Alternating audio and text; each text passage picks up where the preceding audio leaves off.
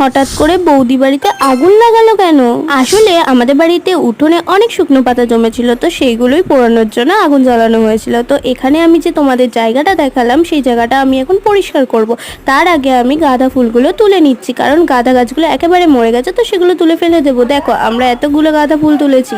তো তারপর এখানে গাঁদা গাছগুলো তুলে নিচ্ছিলাম, দেখতেই পাচ্ছ। আর এই গাছগুলো এবার আমি পাঁচিলের পিঠে ফেলে দেবো।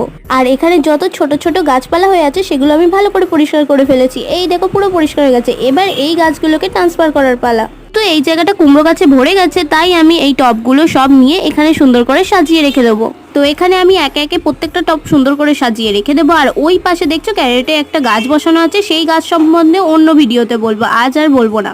ওতে যে গাছটা আছে সেই গাছটার কাহিনী শুনলে তোমরাও অবাক হয়ে যাবে। তো এই দেখো এখানে আমার সব গাছ সাজানো কমপ্লিট। আমি আর আমার বৌদি মিলে কিন্তু পুরো উঠোনটাই পরিষ্কার করেছি, সেটা তোমাদের অন্য মিনি ব্লগে দেখাবো। তো আজ ভিডিও এইটুকুই, টাটা।